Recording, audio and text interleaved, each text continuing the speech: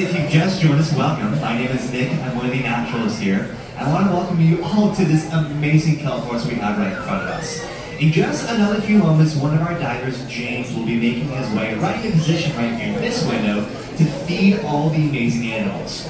But as he's getting ready, and until that happens, I want to take the first few moments to actually get us familiar with what we're all looking at right here. This, my friends, is the kelp forest. A huge underwater community and essentially underwater rainforest filled to the brim on every level with all different sizes of life. From a lot of these smaller rockfish hanging out down here to that giant sea bass that some of you might see swimming around over there on that far right-hand side.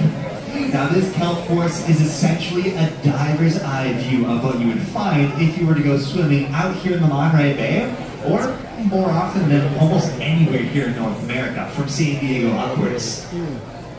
Now this kelp forest is hugely important here at the aquarium, as it was one of the crown jewels that we wanted to have when we first opened, almost 40 years ago now.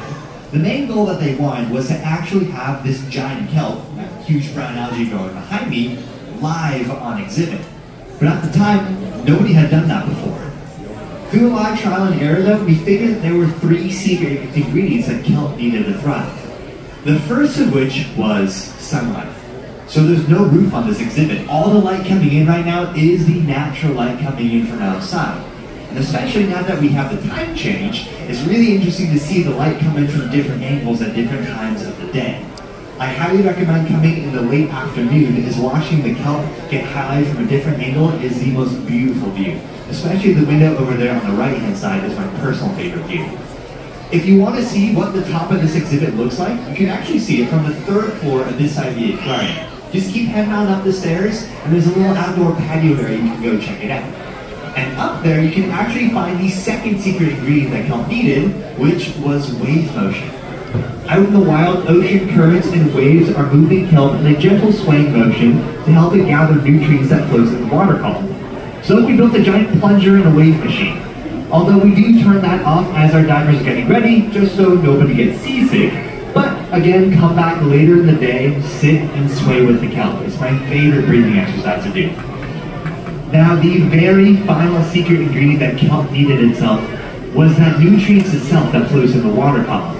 And we are incredibly lucky because here at the Monterey Bay Aquarium, we actually sit in the middle of a national marine sanctuary. Almost like an underwater national park, the waters off of our back deck are incredibly pristine and very protected. And we're actually able to pump that water directly into the aquarium. And this is the first stop that it makes. If you want to look at the monitor on that left-hand side, you can now see a map of those 2 intake pipes. Now those intake pipes are constantly pumping in about 1,500 gallons every single minute into the aquarium.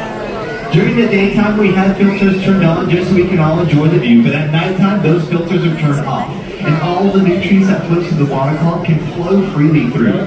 Not only fertilizing the kelp, but many of those algae spores will actually call the back wall over here their new home. As many of the algae species you see growing over there, we didn't even plant. But I'm sure by now most of you have probably stopped listening to me. I look at my friend James right behind me over here. So my friends, this is James. We will know that he is ready to chat with us once we hear the iconic Darth Vader style breath. Hello James, how you doing in there? Hi Nick. You know, at this point we often make a joke about me being Nick's father, but yeah, we'll get away with it this time. But you know, he's just, you know, never that close to the dark side.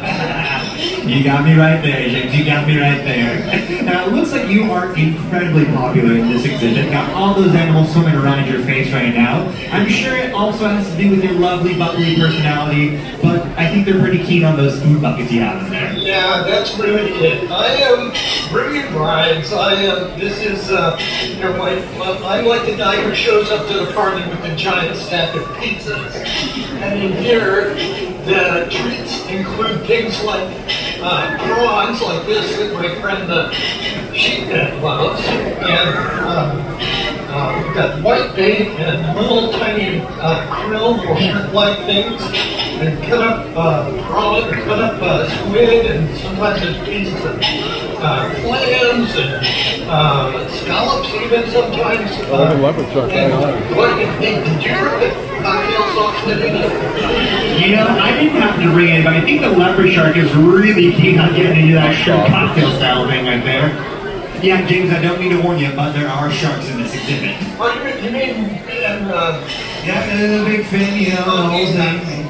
You know, these ones are nice. So as we can see swimming out right now, these leopard sharks are very docile animals. James, you are totally safe in there. Yeah.